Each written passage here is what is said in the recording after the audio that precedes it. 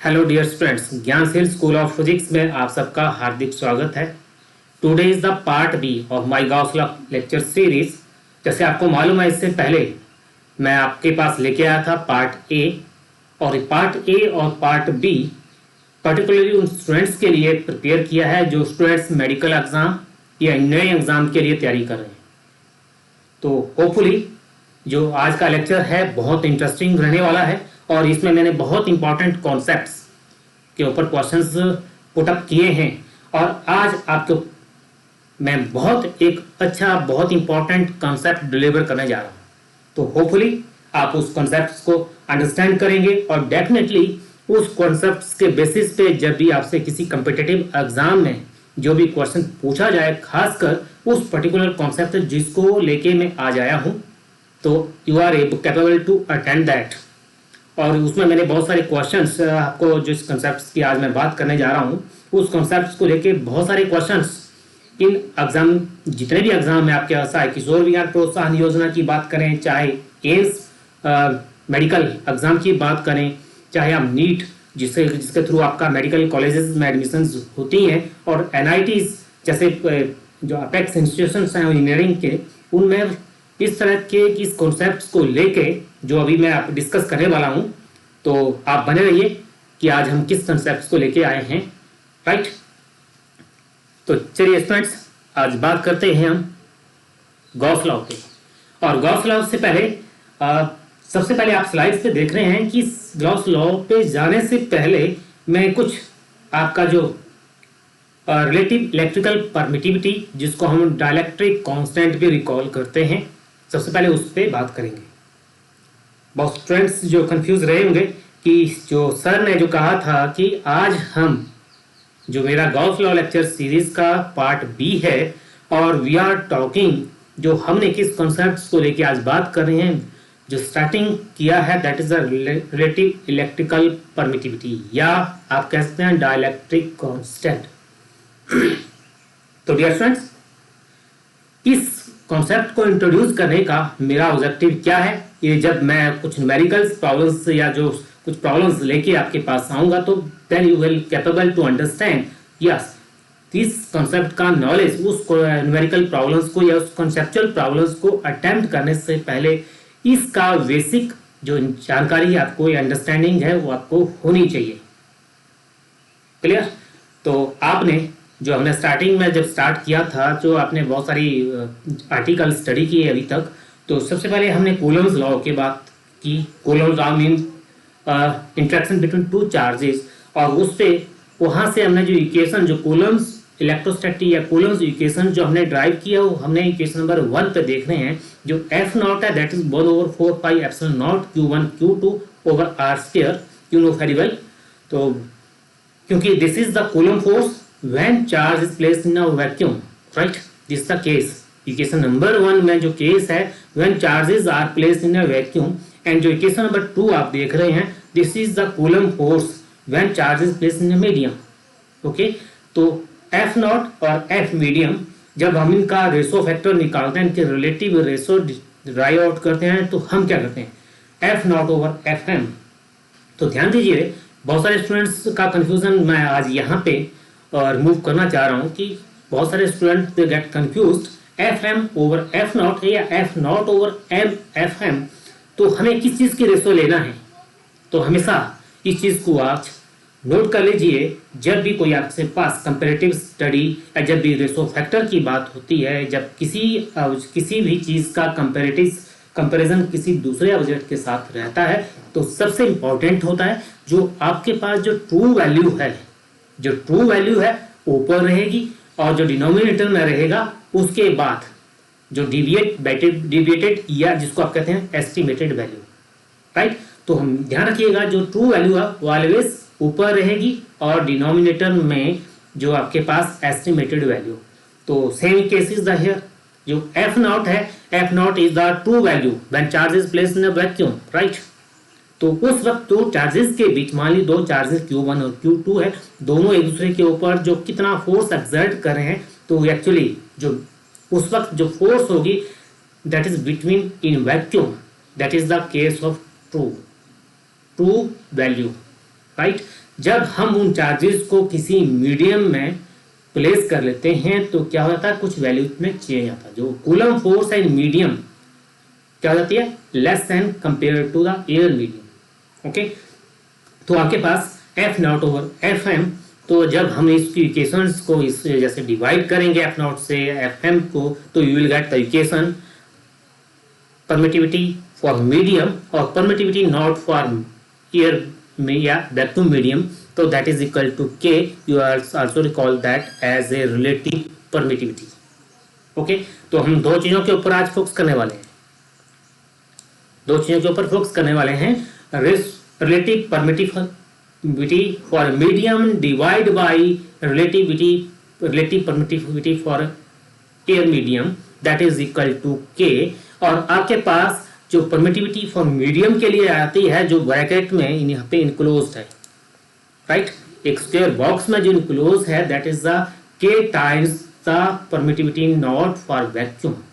Okay, आज इसके बाद एक कॉन्सेप्ट और आपको क्लियर करने जा रहे हैं, जो डाइलेक्ट्रिक कांस्टेंट का जो कॉन्सेप्ट है, और उसके बेसिस पे, क्योंकि जो मैं आप बात करने वाला हूँ उसी बेसिस पे बहुत सारे क्वेश्चंस पूछे जाते हैं और आपको डायरेक्टली वो अप्लाई करना है।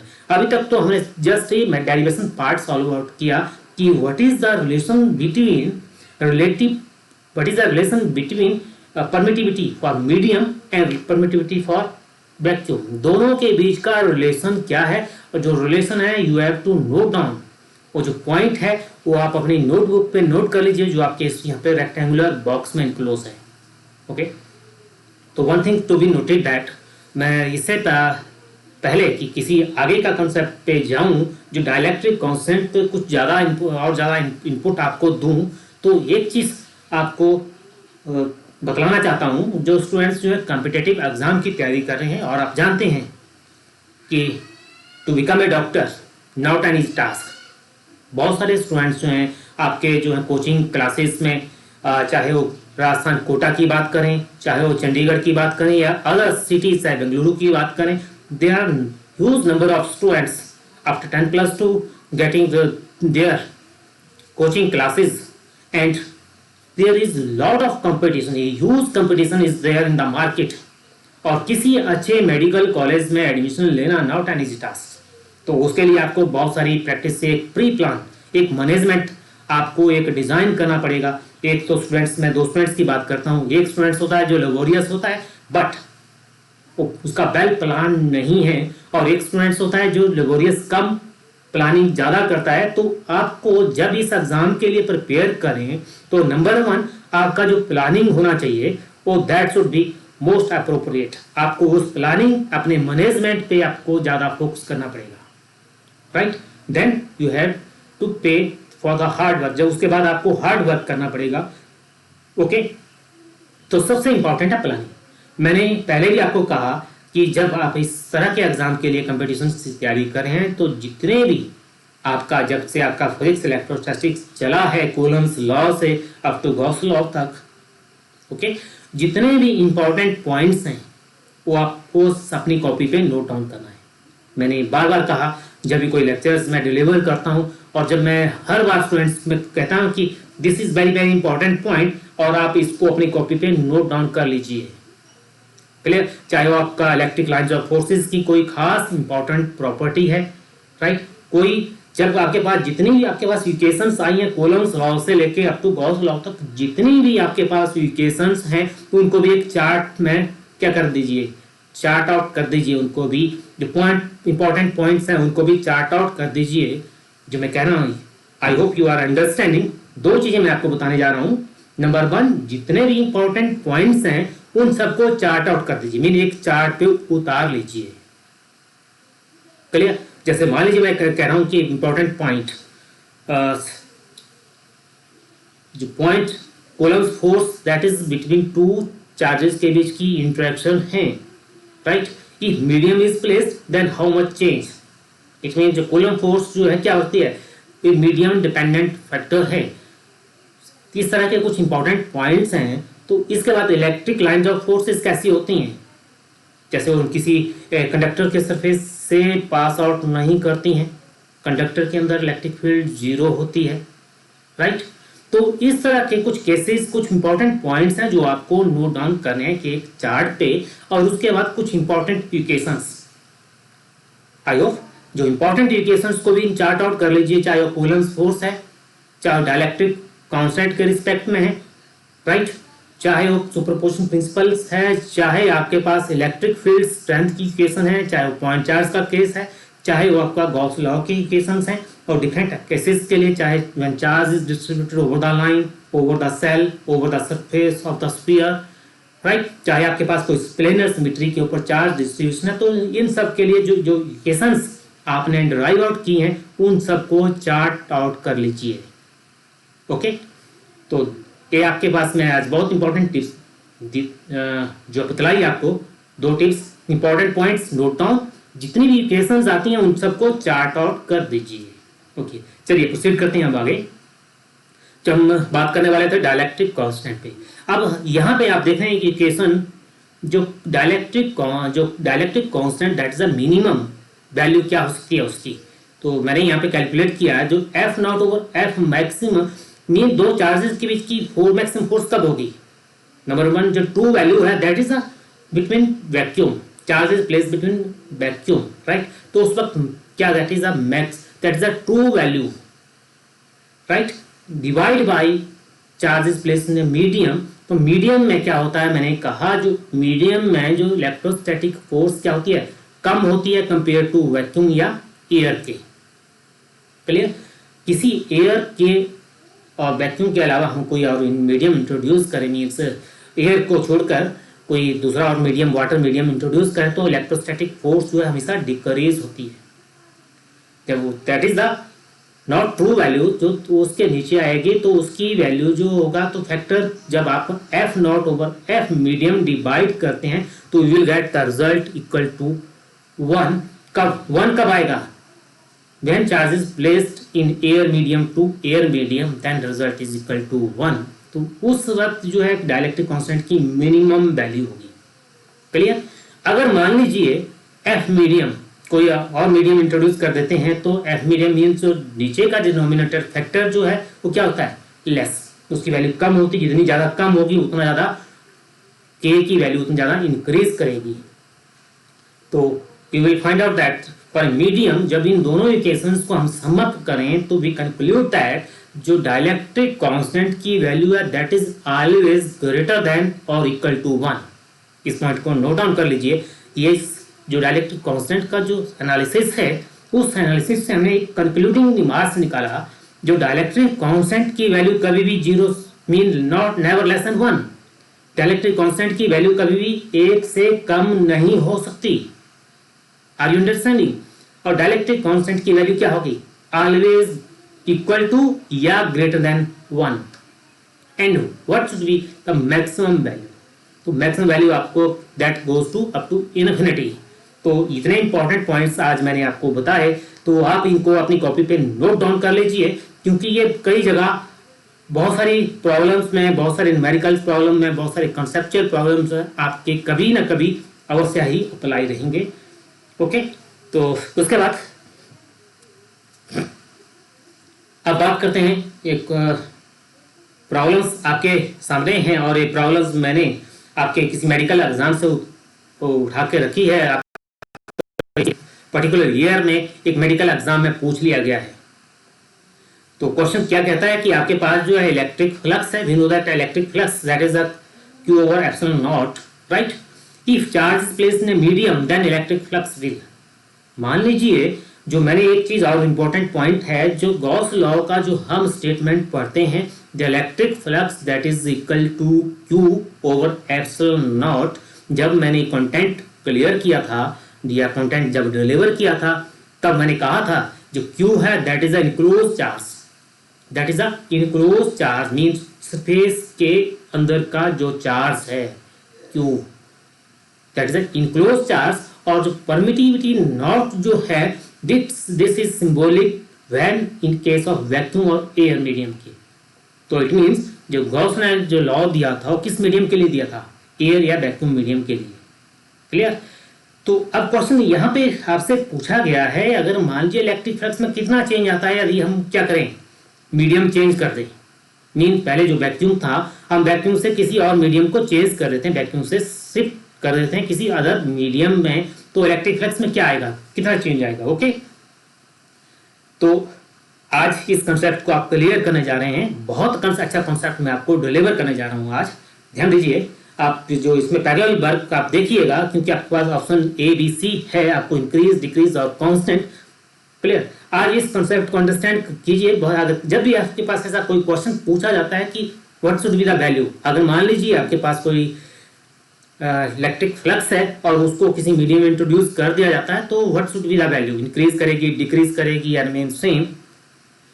तो स्टूडेंट्स आप देखिए यहाँ पे इसकी जो एक्सप्लेनेशन है, इलेक्ट्रिक फ्लक्स और वैक्यूम के लिए जो गॉस लॉ ने एक्चुअल लॉ जो दिया था, this was the actual law given by the Gauss law, कि उसने वैक्यूम मीडियम के लिए डिफाइन किया था। एंड देन उसके बाद जो मैंने अभी कॉन्सेप्ट आपको डिलीवर किया डाइलेक्ट्रिक कांस्टेंट का, अब यहाँ पे उसको अप्लाई करना है। चलिए, यहाँ पे उस कॉन्सेप्ट को हम अप्लाई करने जा रहे हैं। तो जो मैंने यहाँ पे रेक्टेंगुलर बॉक्स में रिलेटिव जो परमिटिविटी है, जिसको डाइलेक्ट्रिक कांस्टेंट और परमिटिविटी के बीच का क्या रिलेशन है, वो आपको यहाँ पे आप इस रेक्टेंगुलर बॉक्स में देख पा रहे हैं। इस इक्वेशन को हमने किस फॉर्म में लिख दिया, in the form of when charges place in a medium. तो मीडियम के लिए परमिटिविटी नॉट के बजाय किस में चेंज होती है, परमिटिविटी में, तो Q over epsilon, and then permittivity that is equal to K permittivity naught times, और उसकी वैल्यू हमने यहाँ पे पुट कर दी। तो आप देख रहे हैं कि जो electric flux for medium that is 1 over k times, 1 over k times. तो इट मीन्स जो k की जो मैंने अभी वैल्यू कही, k क्या, k की वैल्यू ऑलवेज ग्रेटर या इक्वल या ग्रेटर देन 1, परंतु ये इक्वल टू 1 कब आएगी, व्हेन वैक्यूम मीडियम की बात हो रही है, एयर मीडियम की बात हो रही है, राइट। बट अगर एयर के अलावा हम किसी और मीडियम की बात करें तो वैल्यू हमेशा 1 से ज़्यादा रहेगी। तो it means 1 divide by greater than 1, तो रिजल्ट हमेशा क्या रहेगा, हमेशा लेस रहेगा। जो ओवरऑल रिजल्ट क्या रहेगा, ऑलवेज लेस। तो ऑलवेज लेस मीन्स, तो it means that is very clear that जो electric flux when introducing, mean जब चार्ज को हम किसी मीडियम में इंट्रोड्यूस करेंगे तो electric flux will decrease. Okay, इसमें बहुत अच्छा कॉन्सेप्ट मैंने आज डिलीवर किया आपको। होपफुली कि आपके जब भी इस तरह का कोई प्रॉब्लम्स आपसे एग्जाम में पूछी जाएं तो definitely you will capable to attempt that problem. आज हम अब देख रहे हैं कि आज हम बहुत सारे क्वेश्चन, बहुत सारी प्रॉब्लम्स आपकी इलेक्ट्रिक फ्लक्स के ऊपर लेके जाने वाले हैं। Electric flux in relation to Gauss law, इनके ऊपर ही हम बहुत सारी कंसेप्चुअल प्रॉब्लम्स को आज डिस्कस करने वाले हैं। और आई होप दैट कि जब भी आपके पास या इलेक्ट्रिक फ्लक्स से जितने भी कॉन्सेप्चुअल प्रॉब्लम्स पूछी जाएं, यू विल डेफिनेटली अटेम्प्ट।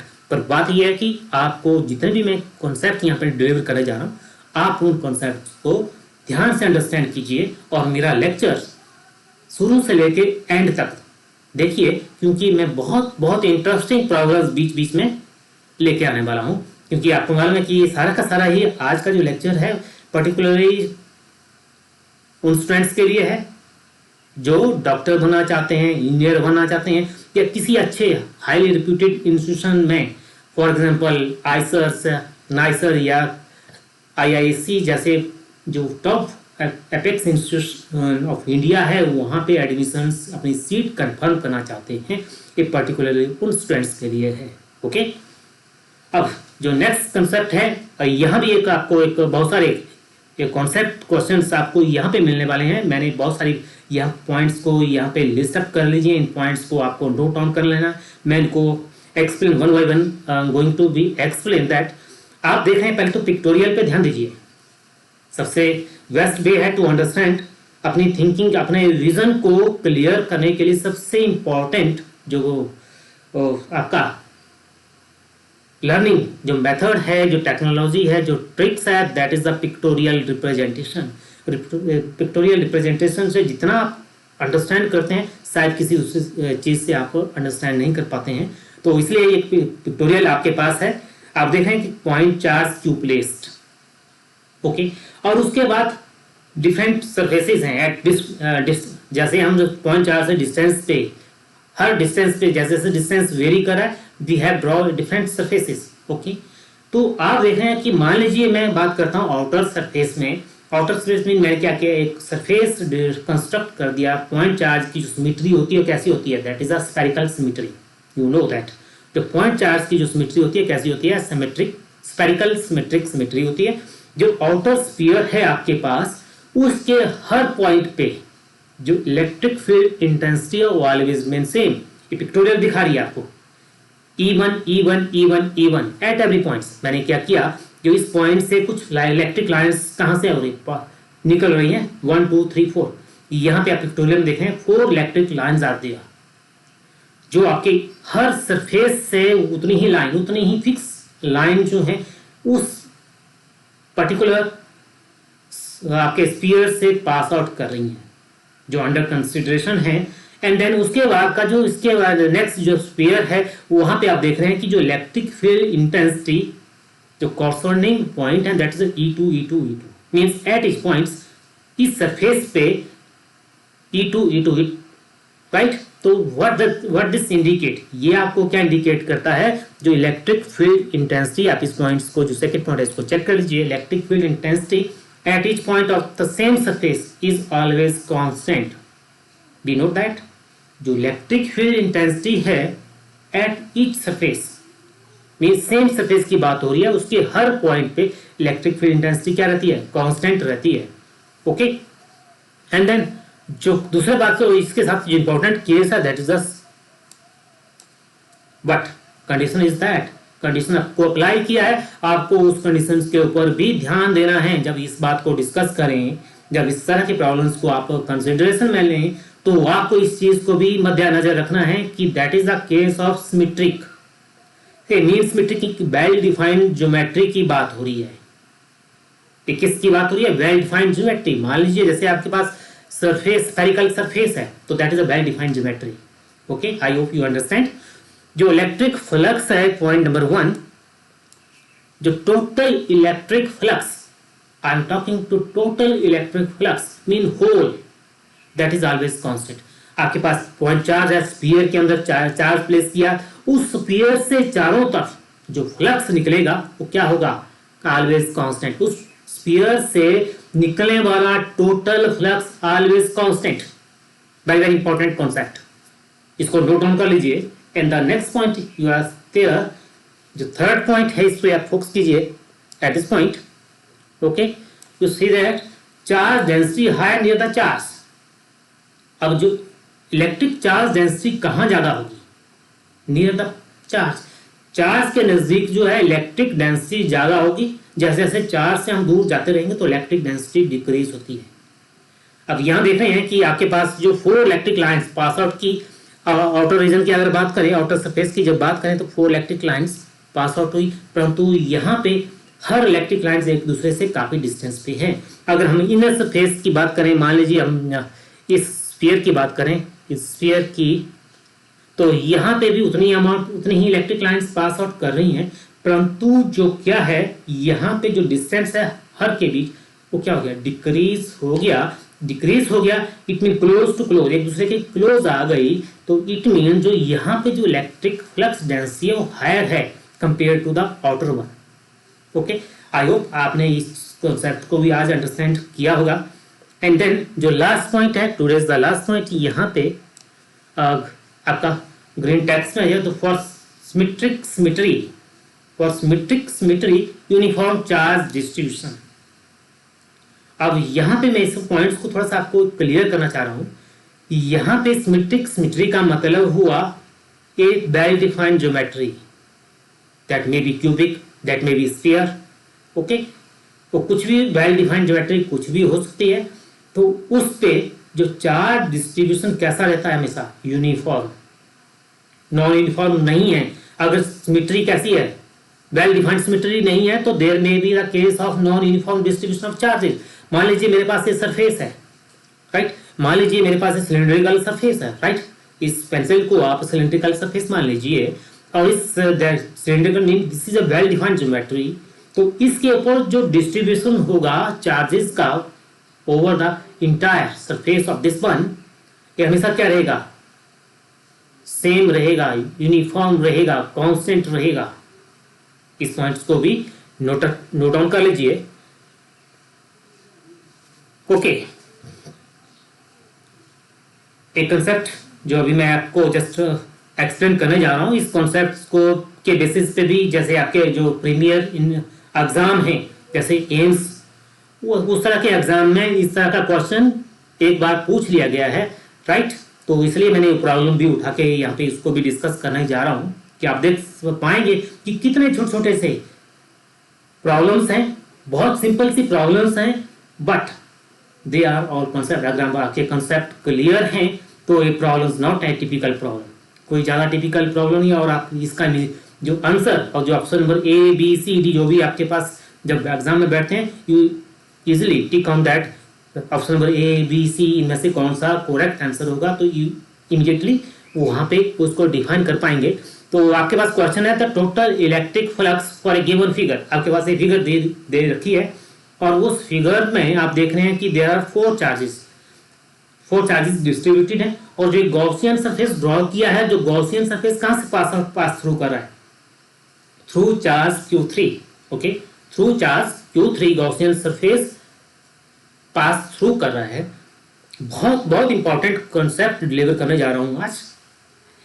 जब मैंने एक आपका गॉसियन सरफेस का जो कंटेंट लेक्चर जब डिलीवर किया था, तो उस वक्त भी मैं उन कॉन्सेप्ट्स के ऊपर बात की थी कि गॉसियन सरफेस जब आप ड्रॉ करते हैं तो what should be the important condition, और कौन कौन सी कंडीशंस हैं जो आपको माइंड में रखनी हैं before to draw the Gaussian surface.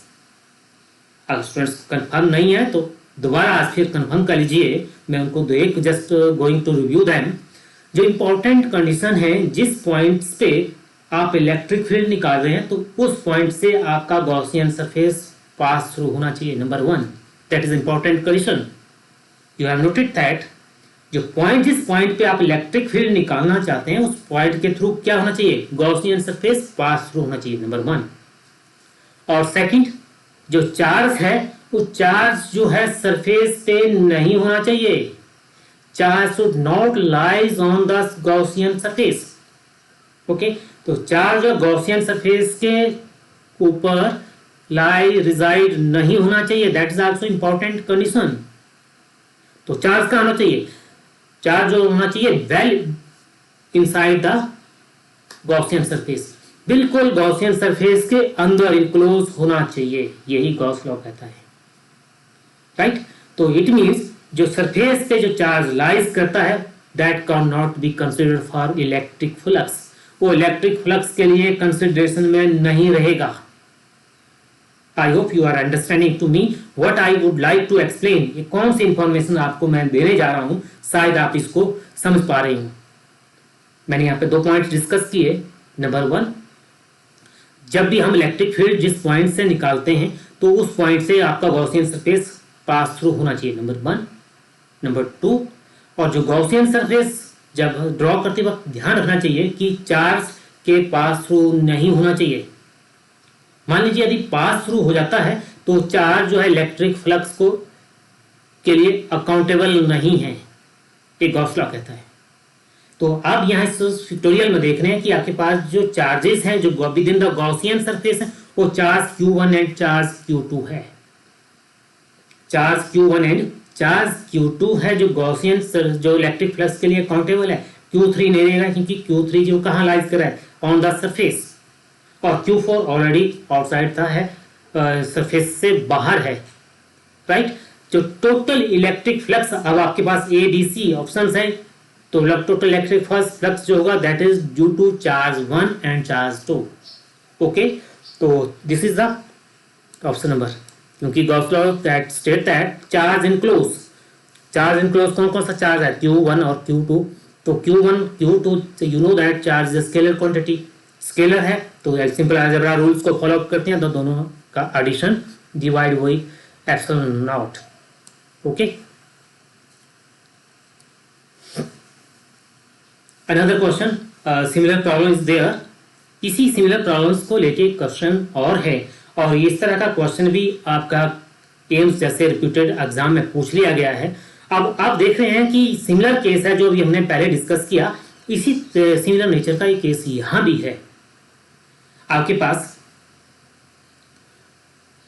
यहाँ पे जो क्वेश्चन है उसका टारगेट थोड़ा चेंज किया है। पहले वाले पार्ट में आपसे पूछा था कि net electric flux, right, electric flux क्या रहेगा, परंतु अब यहाँ पे नेट इलेक्ट्रिक फ्लक्स के लिए वही चार्जेस कंसिडरेशन में थे जो within the Gaussian surface थे, ओके।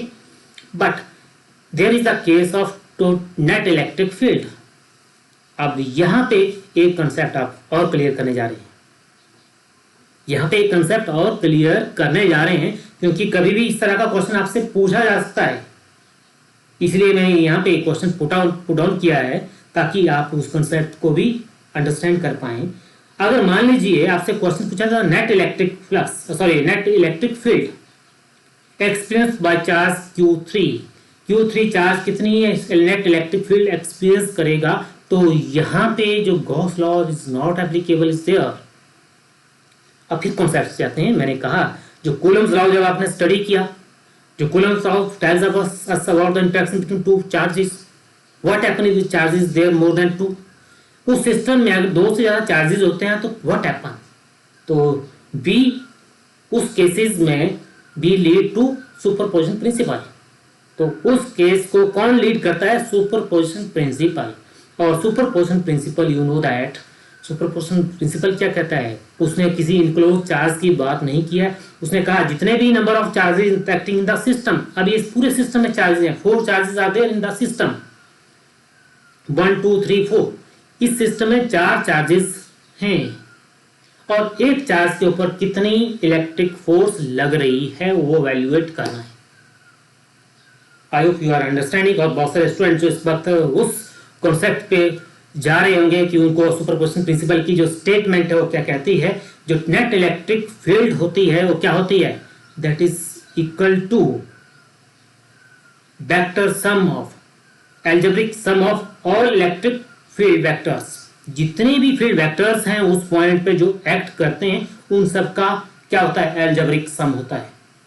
तो अभी हमें कैलकुलेट करना है Q3 के और Q1 के बीच इंटरेक्शन, Q3 और Q2 के बीच इंटरेक्शन, Q3 और Q4 के बीच इंटरेक्शन। तो आप देख रहे हैं कि जो मैंने वेक्टर फील्ड ड्रॉ किए हैं यहाँ पे डिफरेंट डायरेक्शन में हैं, तो जो नेट इलेक्ट्रिक फील्ड होगी वो सब इन सब का एल्जेब्रिक सम होगा, इन सब का एल्जेब्रिक सम होगा। तो आप यहाँ पे डोंट बी कंफ्यूज दैट। बहुत सारे स्टूडेंट्स कंफ्यूज रहते हैं कि मान लीजिए इलेक्ट्रिक फ्लक्स के लिए तो हमने 2 चार्जेस का कंसिडरेशन किया, that is Q1 and Q2, but in this case हमने Q3 भी, तो ऐसा नहीं है कि इस इलेक्ट्रिक केस में हम इस Q3 को इग्नोर कर दें, यहाँ पे इग्नोर नहीं हुआ, यहाँ पे कॉन्सेप्ट अलग है, यहाँ सुपरपोजिशन प्रिंसिपल का कॉन्सेप्ट एप्लीकेबल रहेगा।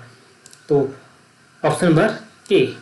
तो स्टूडेंट्स को हर एंगल पे जब भी क्वेश्चन पूछा जाए, हर एंगल पे हर कॉन्सेप्ट पे क्वेश्चंस को क्या करना है, अपने अंदर उसको क्रश करना है, ब्रश करना है, उसके अंदर अपने अंदर घुमाना है। Okay, very important problem is there. The net electric flux when two equal and opposite charges placed. आज मैंने कहा, आज मैं आपके पास जो स्टूडेंट्स इस वक्त मेरा लेक्चर अटेंड कर रहे हैं, मैं बहुत डिफरेंट प्रॉब्लम्स लेके आ रहा हूँ और डिफरेंट प्रॉब्लम जो है एक ही कॉन्सेप्ट्स को लेके डिस्कस है। और आप देख पा रहे हैं कि आज उस कॉन्सेप्ट को अलग अलग प्रॉब्लम्स के केसेस में हम कैसे अप्लाई करने जा रहे हैं। जो आपका अभी जो प्रेजेंट केस है, इस केस में जो इलेक्ट्रिक फ्लक्स का जो कॉन्सेप्ट है हम कैसे अप्लाई करने वाले हैं। ओके, तो आज हो सकता है कि इस प्रॉब्लम्स को लेके हम एक नई चीज सीख लें और उस कॉन्सेप्ट से हम उस कॉन्सेप्ट को कई जगह और अप्लाई भी कर सकते हैं। तो आपको क्या देखने को मिलेगा इस प्रॉब्लम से, आपके पास कहा है, जो आपके पास पिक्टोरियल है, 2 पिक्टोरियल है। जो पिक्टोरियल नंबर 1 पे अगर हम बात करें कि यहाँ पे जो इलेक्ट्रिक चार्जेस है आपके पास +Q और -Q, वो कहाँ पे प्लेस एट द सेंटर। एक सेल है, सेल के सेंटर में प्लेस है, और जो दूसरा है वहां पे क्या है, वो उनका कहाँ है, they are in one side, इस सेल के सेंट्रल में नहीं है, they are position like this one. तो अब आपसे पूछा गया तो नेट इलेक्ट्रिक फ्लक्स केस 1 में, इसको आप केस 1 मान लीजिए और इसको केस 2 मान लीजिए, राइट। तो केस 1 और केस 2 में क्या इलेक्ट्रिक फ्लक्स अलग अलग रहेंगे? अगर होंगे अलग अलग होंगे तो उनकी वैल्यूज क्या होगी, क्या दोनों केसेस में electric flux may be zero और not, there are so number of options you have. अब आपको एक्चुअल कॉन्सेप्ट पे जाना है तो हम क्या करते हैं, जो चार्जेस होता है, जो क्योंकि this the case of shell, spherical shell है और सेल के अंदर मैंने क्या किया, उसके जो रेडियस है उसके अकॉर्डिंग जितना रेडियस है उसका मैंने क्या किया, एक गॉसियन सरफेस ड्रॉ कर लिया जो गॉसियन सरफेस इन चार्जेस को इनक्लोज करता है। और आप जानते हैं कि ये गॉसियन सरफेस कैसा है, स्फेरिकल सिमेट्रिक, वो दो चार्जेस को इंक्लूड कर रहा है। कौन कौन से चार्जेस हैं, प्लस क्यू और माइनस क्यू। और यू नो दैट जो net charge of enclose surface, enclose charge जो क्या होगा, उसकी वैल्यू इक्वल टू जीरो, क्योंकि एक प्लस में है एक माइनस में है, इक्वल है but opposite in magnitude, then result is zero, क्योंकि back scalar charges are scalar. तो इट मीन्स जो नेट इलेक्ट्रिक फ्लक्स है वो क्या हो जाएगा, zero. Okay, option number C. अब आपका सेकंड पिक्टोरियल को भी देख पा रहे हैं कि यहाँ पे charges not central, charges central में नहीं है। आपसे क्वेश्चन इस तरह से पूछा जा सकता है कि जब चार्जेस जो है सेंट्रल में, या आप इलेक्ट्रिक डायपोल की बात कर ली जाती है, इलेक्ट्रिक डायपोल जो आपका सेंटर में पोजिशन है इनसाइड ए सेल, सेल के सेंटर में पोजीशन है, तो उस वक्त इलेक्ट्रिक फ्लक्स इज जीरो। मान लीजिए आप जो उसकी पोजीशन को, जैसे पिक्टोरियल नंबर सेकंड में दिखाया गया है, अगर उसकी पोजीशन को चेंज कर दिया जाता है position 1 to position number second, then flux क्या होगा, जीरो होगा, या उसकी वैल्यू इंक्रीज होगी या डिक्रीज होगी। इस तरह के कई क्वेश्चंस आपसे पूछे जा सकते हैं। तो एक ही कॉन्सेप्ट है गॉस लॉ का, charge enclosed with in the Gaussian surface.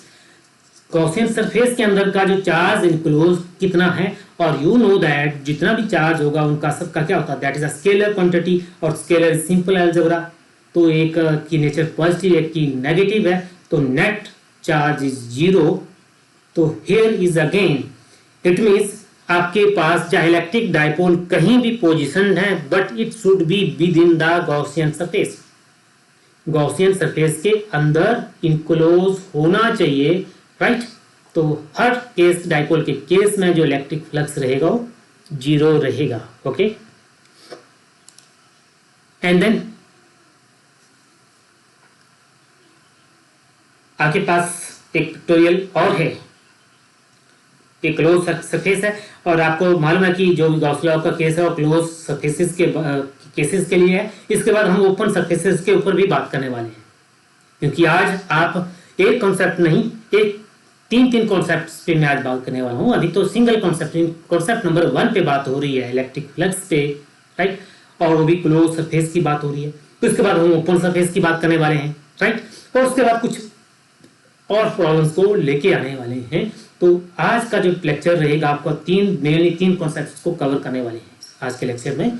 तो अभी तो हम एक ही कॉन्सेप्ट को लेके चले हैं। अब आप देख रहे हैं यहाँ पे क्लोज सरफेस है आपके पास, surface 1, 2, 3 and 4 surface there pictorial में, और सबका electric flux 5 1, 5 2, 5 3 and 5 4। 5 means Greek letter में आपका electric flux you have to given, right. आपसे option number A B C D 4 options you have, आपकी स्क्रीन पे 4 ऑप्शंस हैं, इनमें से सही ऑप्शन क्या रहेगी। मैंने कहा एक छोटा सा कॉन्सेप्ट, उस कॉन्सेप्ट को हम किसी भी टिपिकल प्रॉब्लम्स के लिए अप्लाई कर सकते हैं। जो भी अभी हमने कॉन्सेप्ट क्लियर किए, और होपफुली जो स्टूडेंट्स ने मेरे कॉन्सेप्ट को अंडरस्टैंड किया, और डेफिनेटली इस वक्त इनका आंसर उन्होंने रिप्लाई कर दिया है। तो इट मींस अब बात हो रही है विद इन द सरफेस। अब सरफेस चाहे क्या होता है, अब गॉस लॉ ने कहा that is a electric flux for close surface, right. और surface may be symmetric, may be not be symmetric, arbitrary भी हो सकता है, मे बी अनसेफ, ये आपकी चॉइस पे डिपेंड करता है। जो सरफेस कैसा हो सकता है that may be arbitrary, depends upon your choice, may be any well defined symmetry. और वेल डिफाइंड सिमेट्री का केस हम इसलिए लेके चलते हैं कि वेल डिफाइंड सिमेट्री का case very easy to apply. जो वेल डिफाइंड सिमेट्री का जो केस है वो क्या होता है, बहुत आसान होता है अप्लाई करने के लिए, तो इसलिए हम उसको वेल डिफाइंड सिमेट्री जहाँ तक पॉसिबल हो सकता है तो वहाँ पे हम वेल डिफाइंड सिमेट्री केसेस को लेने की कोशिश सबसे पहले करते हैं। ओके, तो आप देख रहे हैं कि यहाँ पे सरफेस 1 पे अगर फोकस करें तो सरफेस 1 में जो चार्ज इनक्लोज है that is 2q। Okay, you note down. अब सरफेस 2 की बात करें तो यहाँ पे 4 चार्जेस हैं। आप देखिए 3 चार्जेस पॉजिटिव नेचर के हैं और एक चार्ज नेगेटिव का है। एक चार्ज जो है नेगेटिव है दिस वन, और बाकी चार्जेस जो है पॉजिटिव नेचर के हैं। तो 3 पॉजिटिव और एक माइनस का है, तो आपके पास नेट चार्ज क्या रह गया, that is +2, that is 2q। Okay, same charge जैसे सरफेस 1 पे था सेम चार्ज आपको यहाँ भी इनक्लोज है। और सरफेस नंबर 3 पे आप देखिए यहाँ पे जो चार्ज है, आपको कहा है कि चार्ज ये जो चार्ज है ये कंसिडरेशन में नहीं रहेगा, क्योंकि ये चार्ज लाइन आपका सरफेस से बाहर है। जो क्लोज सरफेस के अंदर कौन कौन से चार्ज हैं, Q और Q मीन दोनों पॉजिटिव नेचर के हैं, तो 2q इसका भी चार्ज हो गया, राइट। इसका चार्ज भी 2q नेट चार्ज। अब सरफेस 3 को देखिए, सरफेस 3 में दिस चार्ज नॉट काउंटेबल, ये चार्ज काउंटेबल नहीं है। तो with in the close circuit आप देखिए one charge is having value 8q -2q -4q और माइनस से माइनस हो गए 6q माइनस के और 8q प्लस का, तो net charge again 2q, right. तो सारे आप देख रहे हैं कि सब के अंदर जो है net charge that is 2q। जब नेट चार्ज इक्वल है तो फ्लक्स भी क्या रहेगा, सेम रहेगा। जो टोटल फ्लक्स जो इससे निकलने वाला जो फ्लक्स होगा हर फिगर से वो बराबर रहेगा। तो इट मीन जो option number A. Okay, next problem. अब आपके पास पिक्टोरियल है, फिर आपके पास दो गॉसियन सरफेस है, Gaussian surface 1 and Gaussian surface number 2 you are looking you are seeing there. और दोनों गॉसियन सरफेस में एक charge point charge enclose there. अब आपके पास ऑप्शन ए बी सी आपकी स्क्रीन पे है और आपको यहां से देखना है कि कौन सा सही ऑप्शन है। अगर मान लीजिए इलेक्ट्रिक फ्लक्स के केस ऑफ गॉसियन 1 की बात करें, जो सरफेस 1 की बात करें, तो उसके अंदर कौन सा चार्ज इनक्लोज है, दिस सरफेस, या ये जो आपके पास सरफेस है कौन सा चार्ज इनक्लोज कर रहा है, that is a positive charge, point charge को इनक्लोज कर रहा है। तो this charge countable for electric flux. मान लीजिए इलेक्ट्रिक फ्लक्स इस केस में क्या है, φ1। ओके, अब सेकंड गॉसियन सरफेस को आप ध्यान दीजिए। तो गॉसियन सरफेस जो आपका येलो सर्कल में दिस आल्सो इनक्लोज है चार्ज, सेम चार्ज को इनक्लोज कर रहा है, तो इसका electric flux 2, it means φ1 is equal to φ2, दोनों का इलेक्ट्रिक फ्लक्स बराबर होगा। तो ऑप्शन नंबर ए। ओके, बहुत इंपॉर्टेंट प्रॉब्लम। और इस तरह की कॉन्सेप्चुअल प्रॉब्लम आपकी जितने भी टिपिकल जैसे IISc, KVPI, किशोर विज्ञान प्रोत्साहन योजना, नेस्ट, आईसर एप्टीट्यूड टेस्ट की अगर हम बात करें या जेई एडवांस और मेंस की बात करें, तो इस तरह की टिपिकल प्रॉब्लम्स लेके आते हैं। आपके पास बहुत कॉन्सेप्चुअल प्रॉब्लम है, अगर आपके कॉन्सेप्ट क्लियर है तो डेफिनेटली आप इसका आंसर दे पाएंगे, क्योंकि हमने इलेक्ट्रिक फ्लक्स के बहुत सारे केसेस डिस्कस कर लिए हैं। अब होपफुली कि यहाँ पे ये जो प्रॉब्लम है आपके पास, इस प्रॉब्लम को भी आप जस्टिफाई कर पाएंगे। तो आपके पास पूछा गया है question, change in electric flux over element ds, change in electric flux over element ds when charge position from 1 to 2। अब अटेंड करने से पहले बहुत सारे स्टूडेंट्स क्या गलती कर जाते हैं, मैं उस पॉइंट को भी स्ट्राइक आउट करना चाह रहा हूं। ओके, तो आज जो मेरा मोटिव था कि आज मैं कम से कम 2 या 3 कॉन्सेप्ट आपको डिलीवर करूं और डेफिनेटली आपको इस लेवल तक आप हो पाए कि आज कोई भी क्वेश्चन इलेक्ट्रिक फ्लक्स का जब आप इस वीडियो को जैसे ओवर करें, तो कम से कम इलेक्ट्रिक फ्लक्स के क्वेश्चंस को जब आप प्रैक्टिस करेंगे, आपके पास बहुत सारी रेफरेंस बुक्स होंगी, उन रेफरेंस बुक को लेके बहुत सारी प्रॉब्लम्स को जब आप लें, तो इलेक्ट्रिक फ्लक्स के ऊपर जितने भी न्यूमेरिकल्स प्रॉब्लम्स, जो कॉन्सेप्चुअल प्रॉब्लम्स आप अटेंड करें, तो डेफिनेटली ये जो आज के जो मेरे कॉन्सेप्ट हैं जो मैंने डिलीवर किए डेफिनेटली कहीं ना कहीं अप्लाई होंगे। और आप देखिएगा कि ये जो केस है आपके पास, केस नंबर 1 और केस नंबर 2, केस नंबर 1 में जो चार्ज है यहाँ पे पोजीशन है। अब ये चार्ज जो है यहाँ से शिफ्ट कर दिया गया है, कहाँ पे, नियर द एलिमेंट। इस यहाँ से यहाँ इसका डिस्टेंस ज्यादा है, यहाँ पे डिस्टेंस अब क्या हो गया, कम हो गया। तो अब ओवर एलिमेंट ds जो इलेक्ट्रिक फ्लक्स क्या होगा, इंक्रीज डिक्रीज और कांस्टेंट। ओके, अभी हमने एक कॉन्सेप्ट और अभी आप क्लियर करने जा रहे हैं कि बहुत इंपॉर्टेंट इन्फॉर्मेशन मैं अभी आपको इम्पार्ट करने वाला हूं। तो आप इस पिक्टोरियल को पहले ध्यान से देखिए। यहाँ पे आपके पास एक स्फीयर है, राइट। स्फीयर के सेंटर में चार्ज क्यूब प्लेस किया है और इसके दो रेडियस पे मैंने बात की, रेडियस r पे और रेडियस 2r पे। अब radius 2r means outer surface और जो रेडियस r पे मीन जैसे that is the inside the surface, उस स्फीयर के अंदर का एलिमेंट dA, और जो बाहर का जो आउटर सरफेस पे वहां पे जो एरिया एलिमेंट है that is 4dA। Okay, at distance 2r, या आप सीधा कह लीजिए इसका dA is the projection of 4dA। जो 4dA एलिमेंट है, सरफेस एलिमेंट है, उसका प्रोजेक्शन क्या है, dA। Electric lines of forces, right, point से कैसे निकलती हैं, लाइक दिस वन। जो इलेक्ट्रिक फ्लक्स पे फिर इस कॉन्सेप्ट्स को अंडरस्टैंड करने की जरूरत है। आपने इलेक्ट्रिक फ्लक्स बहुत अच्छे ढंग से कंटेंट स्टडी किया है, बहुत सारे कॉन्सेप्ट्स आपके क्लियर हैं, फिर भी मैं आपको थोड़ा सा एक नई इंफॉर्मेशन आपको ऐड करना चाह रहा हूँ, क्योंकि होपफुली बहुत सारे स्टूडेंट्स को कॉन्सेप्ट भी अभी क्लियर नहीं है।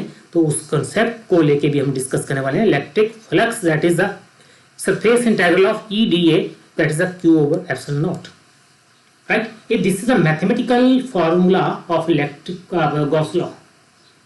Okay, जब हम इसको ओपन करते हैं E integral of dA that is A और that is Q over epsilon naught।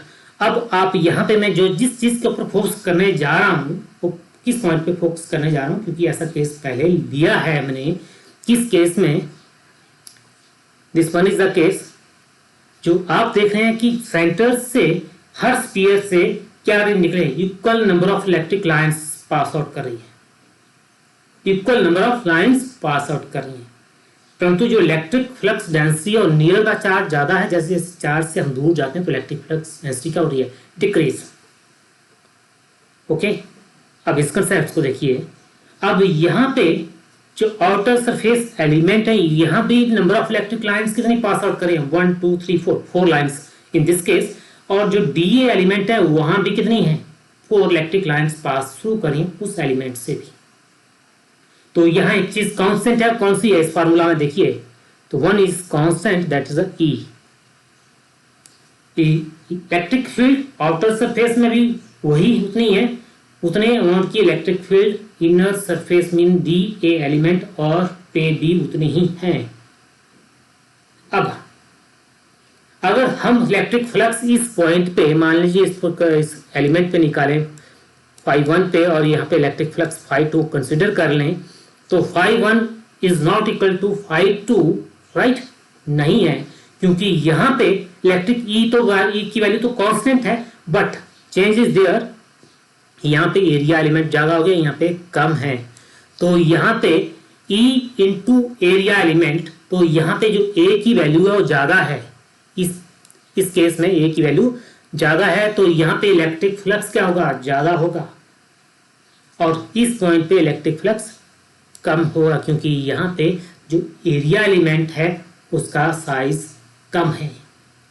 Okay, जैसे जैसे हम इस पॉइंट को इस तरफ शिफ्ट करेंगे तो क्या होगा, it become more denser and denser, electric lines become more denser and denser, like this. आपके पास यहाँ है, जैसे जैसे पॉइंट्स ऊपर जाएगा तो वहां पे उस पॉइंट्स के नियर बाई और ज्यादा डेंस। मान लीजिए दिस इज अ पॉइंट, आपके पास सरफेस एलिमेंट इज देयर, यहाँ पे इस वक्त है, तो आपके पास इलेक्ट्रिक लाइन फोर्सेस स्कैटर इस तरह से है, राइट।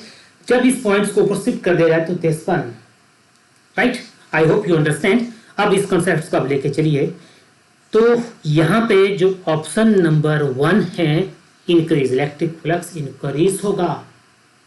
ध्यान दीजिए, क्योंकि यहाँ पे जो सबसे ज्यादा मेजर मिस्टेक स्टूडेंट्स कर जाते हैं, क्योंकि हमें क्या कहा है, सरफेस के अंदर जो चार्ज इनक्लोज्ड है उस सब का फ्लक्स क्या होता है, ऑलवेज सेम।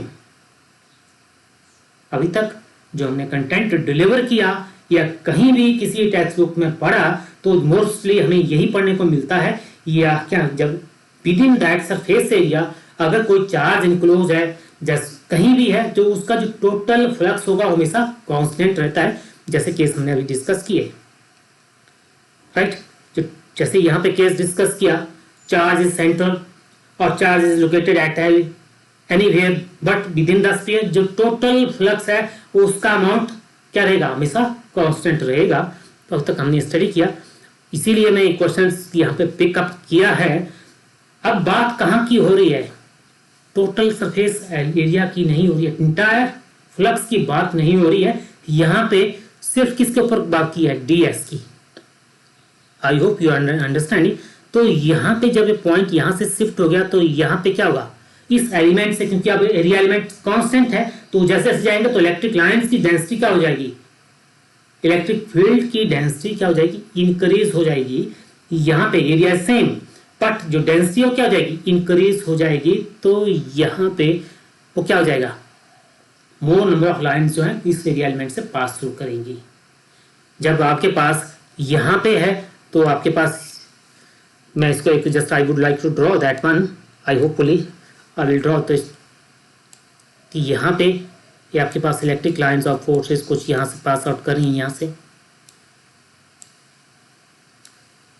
ओके। इस तरह से बहुत सारी इलेक्ट्रिक लाइंस ऑफ फोर्सेस यहाँ से पास आउट कर रही हैं।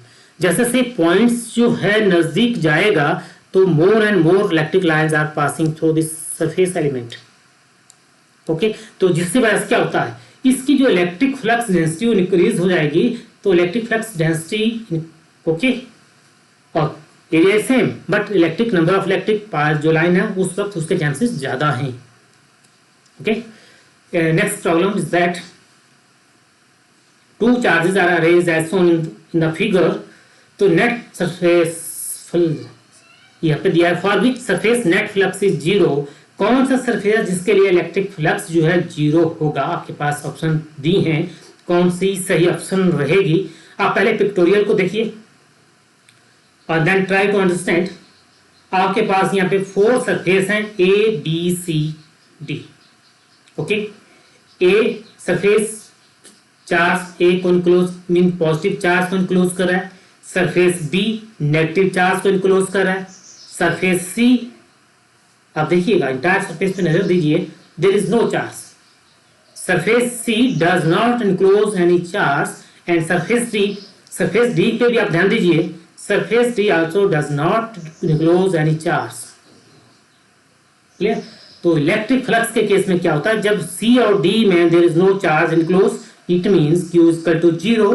तो इस केस में इलेक्ट्रिक फ्लक्स क्या होगा, 0 होगा। तो आपका ऑप्शन नंबर ई। जब स्टूडेंट्स इस प्रॉब्लम्स को, इस तरह की प्रॉब्लम्स को अटेम्प्ट करते हैं तो देखते हैं कि ये जो पिक्टोरियल है दैट इज वेरी कम्प्लेक्स। ये जो पिक्टोरियल है बहुत ज़्यादा कम्प्लेक्स है और इसको इतना ईजी टू नॉट, इसको बहुत कम्प्लेक्स इसका जो फीलिंग है। अब मान लीजिए आपके पास सामने आप फर्स्ट टाइम इस क्वेश्चन को अटेम्प्ट कर रहे हैं, फॉर एग्जाम्पल आप फर्स्ट टाइम इसको अटेम्प्ट करें और ये पिक्टोरियल डायग्राम आपके पास रख दी गई है, तो आप उस वक्त की फीलिंग लीजिए, उस वक्त की फीलिंग महसूस कीजिए कि आपको उस वक्त कैसा लगेगा ये केस। तो डेफिनेटली उस वक्त बहुत सारे स्टूडेंट्स को केस लगेगा कि this is very complex problem, और बहुत सारे स्टूडेंट्स सोचते हैं कि छोड़ो इसको, क्या करें, छोड़ देते हैं इस क्वेश्चन को, क्योंकि ये बहुत देखने में बहुत कम्प्लेक्स सा फील हो रहा है। जबकि हमने क्या किया, मैंने इस प्रॉब्लम्स को कितने इजीली टैकल कर लिया। आपके पास 4 सरफेस हैं, सरफेस ए को charge Q enclose, surface A किसको इनक्लोज करा है, चार्ज क्यू को, सरफेस बी माइनस क्यू को, सरफेस सी कोई भी चार्ज इनक्लोज नहीं करा, सरफेस डी पे भी कोई भी चार्ज नहीं है, क्योंकि electric flux charge over epsilon not होता है। तो चार्ज सी और डी के केस में 0 है। हाउ इज दैट, ओके, तो आपका next question is that change in total flux over entire surface when charge position from 1 to 2 similar problem is there. अब आपसे क्वेश्चन थोड़ा सा उसको क्या किया है, जो एग्जामिनर थोड़ा सा यहाँ पे क्या हो गया, थोड़ा ज्यादा इंटेलिजेंट हो गया। पहले आपके लिए वो प्रॉब्लम्स लेके आया, अब आपको क्या कहा, सिमिलर प्रॉब्लम है परंतु अब बात कही है जो टोटल फ्लक्स है ऑफ द इंटायर सरफेस उसमें क्या होगा, इंक्रीज डिक्रीज और कांस्टेंट। अब किसकी बात हो रही है, इंटायर सरफेस की बात हो रही है। तो इंटायर सरफेस से निकलने वाला जो फ्लक्स हमेशा कांस्टेंट होता है इफ राइट। जो इंटायर सरफेस चाहे वो किसी भी तरह की सिमेट्री क्यों ना हो, किसी भी तरह की सिमेट्री क्यों ना हो, चाहे वो वेल डिफाइंड सिमेट्री है चाहे वो आर्बिट्री सिमेट्री है, बट सर्किट शुड बी या जो सिमेट्री होनी चाहिए दैट शुड बी क्लोज्ड। ये आपको मालूम है, that is the case of close surface. कोई भी क्लोज सरफेस की बात करें तो उसके अंदर जो चार्ज होगा वो उतना ही फ्लक्स रेडिएट करेगा, चाहे आप किसी भी, तो इट मीन्स जो चार्ज रहेगा कांस्टेंट रहेगा। क्लियर? तो I hope you are understanding. मैं फिर एक बार, जैसे मान लीजिए आपके पास एक सिमेट्री है, इसके अंदर जो चार्ज है 2q है और डिफरेंट सिमेट्री है और इनका जो सबका फ्लक्स क्या रहेगा, बराबर। It means it is independent of the type of the symmetry if the charges are same.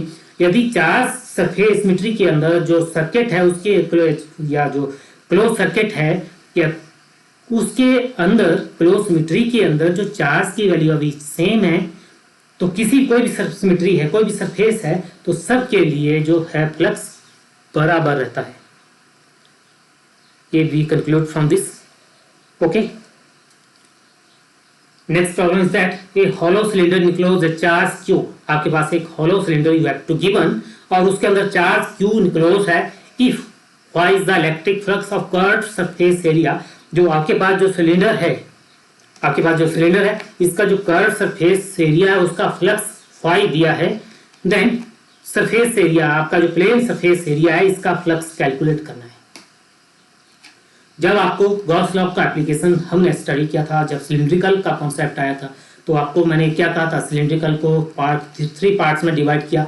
One part is curved surface area, second part is one and third part is one. जो cylinder को हमने 3 parts में discuss किया था, तो हम बात किसकी बात हो रही है, क्लोज सरफेस की बात हो रही है यहाँ पे, क्योंकि Gauss law applicable for close surface. अगर हम इसकी बात करें तो एप्लीकेबल नहीं होगा, इसकी बात करें और इसकी छोड़ दें तब भी नहीं होगा, क्योंकि it is for entirely close surface. अगर मैं इसको मान लीजिए इसको ओपन कर लेता हूँ तो this is not close surface, this is not the case of close surface, क्योंकि यहाँ पे क्या है, this is the open. Okay, चलिए हम ओपन पे भी बात करने वाले हैं नेक्स्ट, इसके बाद जो कुछ प्रॉब्लम्स को लेके आने वाले हैं, just to understand this one. Okay, इस कर्व सरफेस का फ्लक्स फाई है।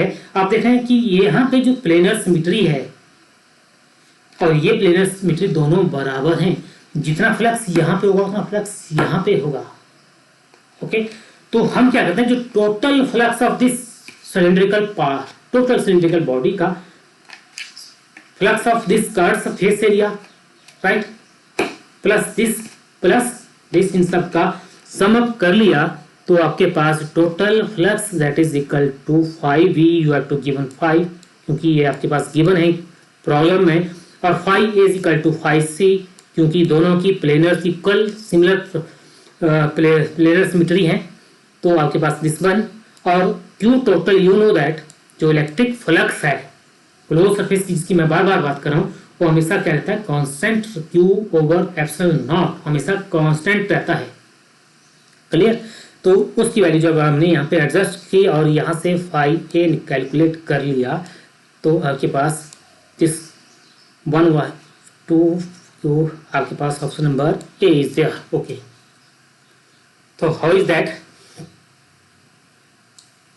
बहुत टिपिकल, बहुत simple conceptual problem.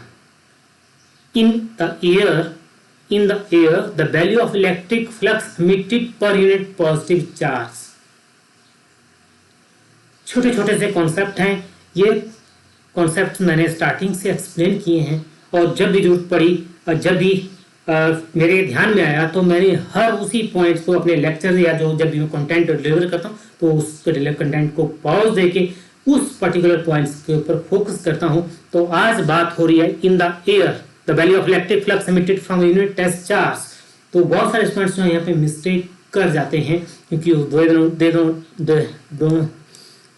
They know that Q over epsilon not this is electric flux. और जो ऑप्शन है तो आपके पास यहाँ पे जो क्वेश्चन पूछा गया है per unit positive charge, per unit positive charge, इसका मतलब जो चार्ज है दैट है value equal to 1। Unit charge की value always equal to unity, unity means 1। तो जब आप इसकी वैल्यू 1 अप्लाई करेंगे तो आपके पास दिस वन, तो ऑप्शन नंबर ए। ओके, बहुत आसान। अब इसके बाद आपके पास एक problem, this is also case of close surface. आपके पास अब सरफेस क्यूबिकल सरफेस है और इस क्यूब के अंदर एक पॉइंट चार्ज के सेंटर में लोकेटेड है। अब आपसे पूछा गया है the electric flux emitted through any one surface, किसी एक सरफेस से इलेक्ट्रिक फ्लक्स कितना निकली। आपके पास, आपको मालूम है कि एक क्यूब है, क्यूब में कितने सरफेस होते हैं, there are 6 faces of the cube. एक क्यूब के कितने फेसेस होते हैं, 6 फेसेस देयर।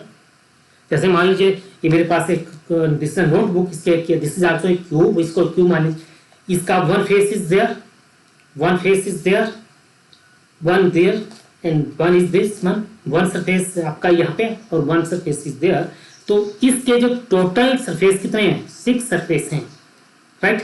जो क्यूबिकल यहाँ पे है कि यहाँ पे जो क्यूबिकल की जो बात हो रही है कि every dimensions are same, clear, हर डायमेंशन सेम है। तो मान लीजिए दिस इज अ पार्ट, इसका एक फेस है, इसका एक फेस है, तो ये यहाँ से निकलने वाला फ्लक्स कितना होगा, इसकी हम एक क्यूब बना लें, आर यू अंडरस्टैंडिंग। उसके अंदर एक पॉइंट चार्ज है, तो यहाँ से इस फेस से निकलने वाला फ्लक्स का अमाउंट क्या होगा वो आपको कैलकुलेट करना है। ओके, तो यू नो दैट सबसे पहले तो आपको क्या करना है कि आपको टोटल इलेक्ट्रिक फ्लक्स अप्लाई कर देना है। तो टोटल इलेक्ट्रिक फ्लक्स, क्योंकि यू नो दैट जैसे हमने अभी पार्ट में डिस्कस किया कि क्यूब के कितने फेसेस होते हैं, there are 6 faces of the cube, 5 1 5 2 5 3 5 6 faces हैं आपके। और जो 5 टोटल है और सब फेसेस कैसे हैं, इक्वल, क्योंकि हर डायमेंशन सेम है, हर प्लेनर सिमेट्री आर इक्वल, हर सरफेसेस के हर फेसेस की सिमेट्री इक्वल है। तो इट मीन 6 5 आपके पास जो है टोटल फ्लक्स हो गया। You know that total flux is that, और जो 5 है, क्योंकि आपको एक फ्लक्स की किसी एक पर्टिकुलर प्लेनर सरफेस की निकालनी है, आपके कहने का मतलब है कि आपका यहां से निकलने वाला जो फ्लक्स का अमाउंट होगा वो होगा Q over 6 permittivity naught. Okay, तो option number A B C D से चेक कीजिए which one is the correct answer. अब यहाँ पे आप देख रहे हैं कि यहाँ पे डायरेक्ट कोई भी आंसर नहीं है। यहाँ पे एग्जामिनर ने आपको एक्चुअली कंफ्यूज करने के लिए ऑप्शंस दिए हैं ए बी सी डी। तो यहाँ पे जितना चालाक आपका एग्जामिनर है उससे ज़्यादा चालाक आपको होना है। देखिएगा, तो आप देख रहे हैं कि यहाँ पे 4 पाई और 4 पाई को अगर कैंसल आउट कर दें तो आपके पास कौन सी ऑप्शन रहती है, Q ओवर 6 एप्सिलॉन नॉट। तो this one is the correct answer. आपके लिए क्या कर दिया है, जैसे आप option A B C D, ताकि इसलिए आपका ध्यान डाइवर्ट किया जाए, आपका जो ध्यान है उसको डाइवर्सन के लिए कभी कभी एग्जामिनर कभी कभी इस तरह के प्रॉब्लम्स को भी पुट डाउन कर लेता है। आपका एप्सिलॉन नॉट 4 पाई या पाई के कॉन्सेप्ट इंट्रोड्यूस कर दिए गए। इट मीन्स आपका most of the students 90% students think about that, वो इस इलेक्ट्रिक फ्लक्स के केस को किस में लेके चले जाएंगे, पाई के कॉन्सेप्ट में, जबकि सिंपल लॉ है Gauss law, charge over electric permittivity not. जो इलेक्ट्रिक फ्लक्स है that is a charge enclose over epsilon not. इसके अलावा कुछ नहीं कहा, क्योंकि गॉस ने बहुत सारी इक्वेशंस को क्या कर दिया गया, रिड्यूस कर दिया गया। बहुत सारी इक्वेशंस को हमें किस चीज को, कुछ ने सिंपली कहा यदि हमें चार्ज की वैल्यू मालूम है तो हम उस सरफेस का पूरे का डायरेक्ट फ्लक्स निकाल सकते हैं बहुत आसान से तरीके से। अब एक कंसेप्ट, पर्टिकुलर कंसेप्ट पे बात हो रही थी, अब हमने क्या किया, थोड़ा सा कंसेप्ट में थोड़ा ट्विस्ट लेके आए। ओके, अब आप दूसरे कॉन्सेप्ट की तरफ हम एक शिफ्ट करने जा रहे हैं, क्योंकि इससे पहले हमने एक सिमिलर कॉन्सेप्ट के ऊपर बहुत सारे क्वेश्चंस अटेम्प्ट किए। अब हम बात करने वाले हैं ओपन चार्ज पे। व्हेन चार्ज इज कहाँ पे प्लेस्ड इन ओपन सरफेस। अभी तक तो जितनी भी बात हुई वो कहाँ की हुई, क्लोज सरफेस की। मान लीजिए अगर आपके पास कभी क्या होता है कि चार्ज प्लेस ओपन, चार्ज कहाँ रख दिया गया, ओपन। ओपन समझते हैं, not with in the close system, system के अंदर नहीं है, किसी ज्योमेट्रिकल सिमेट्री के अंदर नहीं है, that is kept at open. तो केस नंबर 1 आप इसको ध्यान दीजिए। A charge cube is kept at the corner of a cube. The total electric flux passing through cube is, okay, are you understanding. मैंने इसको एक ज्योमेट्रिकल सिमेट्री में इसको यहाँ पे डिजाइन, इसको जो क्वेश्चन है उसको कंस्ट्रक्ट कर दिया। एक क्यूब डिजाइन किया और पूछा हमें क्या दिया गया, इस क्यूब के एक कॉर्नर पे, टॉप पे एक चार्ज प्लेस कर दिया गया और चार्ज हमने ये प्लेस कर दिया। ओके, अब आप देखिए चार्ज कहाँ प्लेस्ड है, eight the corner of the cube. मान लीजिए मेरे पास एक क्यूब है, राइट। इसको आप क्या कर दीजिए, actually this is a cube, symmetric cube नहीं है ये। आपके पास एक इसके length breadth they are not equal in dimension. मान लीजिए इसके एक कॉर्नर पे charge is here, are you understanding. तो चार्ज कैसा है, दिस इज ओपन, क्योंकि एक सिस्टम के या ज्योमेट्री के अंदर नहीं है। This is at one edge of the cube, okay. And then आप उसके बाद आपको क्या निकालना है, इलेक्ट्रिक फ्लक्स निकालना है। तो इलेक्ट्रिक फ्लक्स आपको मालूम किसके लिए एप्लीकेबल है, that is our close surface. तो आपको क्या करना है, आपको अब क्लोज सरफेस के लिए क्वेश्चन भी अटेम्प्ट करना है, सरफेस भी ओपन है। तो आपको क्या करना पड़ेगा, आपको कुछ इसको मॉडिफाई करना पड़ेगा, ओके। आपको क्वेश्चन भी अटेम्प्ट करना है और वो भी गॉस लॉ को अप्लाई करके। सरफेस ओपन है, मीन चार्ज ओपन है और आपने गॉस लॉ अप्लाई करना है, राइट। और आपको मालूम है गॉस लॉ क्लोज सरफेस के लिए एप्लीकेबल होता है। तो इसको आपने किसमें मॉडिफाई करना है, क्लोज सरफेस में। तो आप देख रहे हैं कि एक मेरे एक ज्योमेट्री, एक डिफरेंट क्यूब्स आपके इसके साथ 1 2 3 4 क्यूब आर अटैच कर दिए, ओके। एक सिमेट्री, वेल डिफाइंड सिमेट्री बना दी और इसके ऊपर एक उस पॉइंट चार्ज को विदाउट एनी डिस्टर्ब मैंने इसके कॉर्नर के साथ कितने 3 क्यूब और अटैच कर लिए, राइट। और सिमिलर क्यूब हमने ऊपर से इसको क्या कर दिया, क्लोज कर दिया, आर यू अंडरस्टैंडिंग। मान लीजिए ये आपके पास है, this one is the 1 cube और यहाँ पे आपका चार्ज है, charge is here, okay, are you understanding, charge is here. और सिमिलर क्यूब 4 क्यूब आपने क्या कर दिए, अब इसके ऊपर प्लेस कर दिए। अब ये क्या बन गया, क्लोज सरफेस बन गया, क्लोज सरफेस कंटेनिंग 8 क्यूब। अब इस चार्ज को कितने क्यूब इनक्लोज कर रहे हैं, ध्यान दीजिए, इस चार्ज को कितने क्यूब इनक्लोज कर रहे हैं, दैट्स 8 क्यूब। तो इट मींस अब हम 8 क्यूब का कॉन्सेप्ट लगा के इस क्वेश्चन को अटेम्प्ट करते हैं कि मान लीजिए एक क्यूब का जो टोटल फ्लक्स है वो फाई है। मान लीजिए एक सिंगल क्यूब का जो फ्लक्स फाई है तो 8 क्यूब का कितना होगा, 8 क्यूब। टोटल फ्लक्स का फॉर्मूला अगेन वही अप्लाई कर दीजिए और आपके पास सिमिलर कॉन्सेप्ट अप्लाई किया। परंतु अब यहाँ पे सबसे ज्यादा आपका जो वर्कआउट है, तो कंस्ट्रक्ट जो आपका जो ओपन सरफेस है उसको कैसे आप क्लोज सिमेट्री दें, राइट। तो आपके पास ऑप्शन नंबर कौन सा रहता है यहाँ पे, वह option number B, okay, right. एक और इंटरेस्टिंग प्रॉब्लम्स आपके सामने हैं। आपके पास एक स्फीयर है, clear. A charge q is kept at the cut part of the sphere. Total electric flux passing through the sphere is.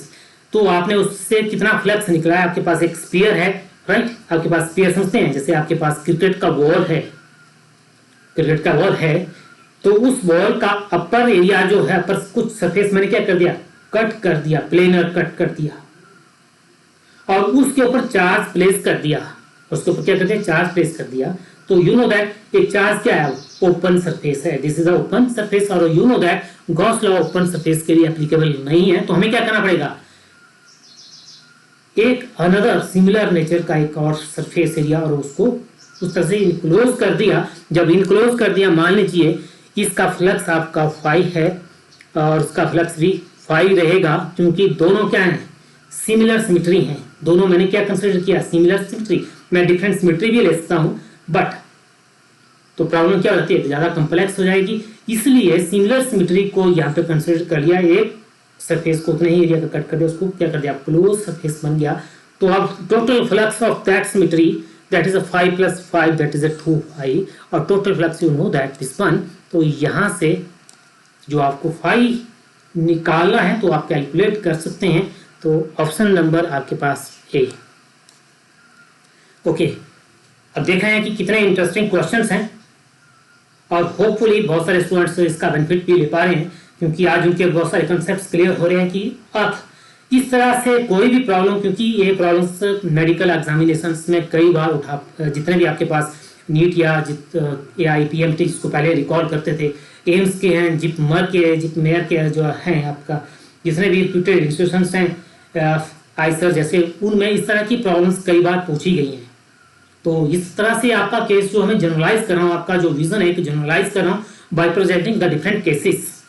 Okay, तो मैंने इस तरह से सिमिलर नेचर्स के बहुत सारे केसेस को मैं प्रेजेंट कर रहा हूँ ताकि आप अपना कंसेप्ट अप्लाई करें। आप you came to know that कि हमें कैसे इस कंसेप्ट को डिफरेंट केसेस के लिए कैसे अप्लाई करना है। This is the main motive of me. आज का लेक्चर का मेरा ये मेन मोटिव है कि आप डिफरेंट केसेस को लेके, कि ताकि आप ये जान पाएं कि हम किस केस को कैसे अप्लाई करें। तो यहाँ पे आपके पास एक वॉल है, राइट, हेमिस्फेरिकल वॉल है, और वॉल और उसके अंदर चार्ज है, और this is also the case of open, right. तो यहाँ पे डायरेक्ट गॉस लॉ अप्लाई नहीं होगा, क्योंकि आप बॉल है, बॉल के कहाँ है, अंदर जो है चार्ज प्लेस है, तो यहाँ पे चार्ज नॉट इनक्लोज्ड। तो हमें क्या करना पड़ेगा, एक बॉल और लेना पड़ेगा सिमिलर सिमेट्री का, उसको ढक दीजिए। अब क्या हो गया, चार्ज इनक्लोज हो गया विद इन दैट, उस हॉलो स्फीयर के अंदर अब चार्ज इनक्लोज हुआ। तो मान लीजिए इलेक्ट्रिक फ्लक्स एक का φ1 है, दूसरे का φ2 है, दोनों सिमिलर नेचर के हैं, तो दोनों का क्या होगा, फ्लक्स विल बी सेम। तो सेम जो फंडा पीछे लगाया वही फंडा यहाँ भी अप्लाई होगा। तो ऑप्शन नंबर ए। ओके, तो जैसे मैंने कहा था आज हम कम से कम 3 कॉन्सेप्ट्स के ऊपर बात करने वाले हैं। अब हमने ओपन कॉन्सेप्ट, जब charge is placed in open, तो आपको उस सिमेट्री को कैसे डिजाइन, कैसे कंस्ट्रक्ट करना है, आज आपने लर्न किया। एंड देन अब आप देख पा रहे हैं कि मैंने यहाँ पे कॉन्सेप्ट को थोड़ा सा चेंज किया। कॉन्सेप्ट को क्या चेंज किया कि this is concept concerning to electric field sketch. आपके पास 4 फैक्टोरियल है, और किस फैक्टोरियल के जो electric lines of force, electric lines जो हैं, इलेक्ट्रिक वेक्टर जो हैं सही हैं। स्टार्टिंग में मैंने कहा था जितने भी पॉइंट्स हैं, इंपॉर्टेंट पॉइंट्स हैं, उनको आप एक चार्ट डाउन कर लीजिए, एक चार्ट पे उन सबको लिख दीजिए जब से आपने स्टार्टिंग इलेक्ट्रोस्टैटिक्स पढ़ना शुरू किया। जब आप इलेक्ट्रिक लाइंस ऑफ फोर्सेस की बात करेंगे, इलेक्ट्रिक फील्ड लाइंस की बात करेंगे, तो उस वक्त आपने देखा they never cross each other, right. किसी सरफेस कंडक्टर के अंदर 0 होती है, राइट। तो इस तरह से they never pass through a conductor, वहां पे ये पॉइंट भी आपने नोट डाउन कर लिया है।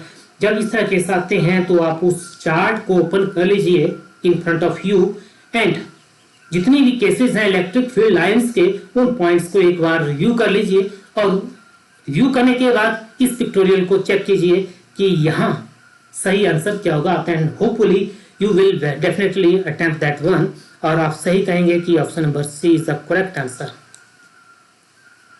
अब सी करेक्ट आंसर क्या क्यों है, जो इलेक्ट्रिक, मैंने कहा इलेक्ट्रिक फील्ड वेक्टर क्या करते हैं, किसी भी कंडक्टर से पास नहीं करते हैं। तो देखिए यहाँ से इलेक्ट्रिक फील्ड वेक्टर कर रहे हैं, इस कंडक्टर से यहाँ से पास आउट कर रहे हैं, तो यहाँ पे दोनों ऑप्शंस नॉट एप्लीकेबल।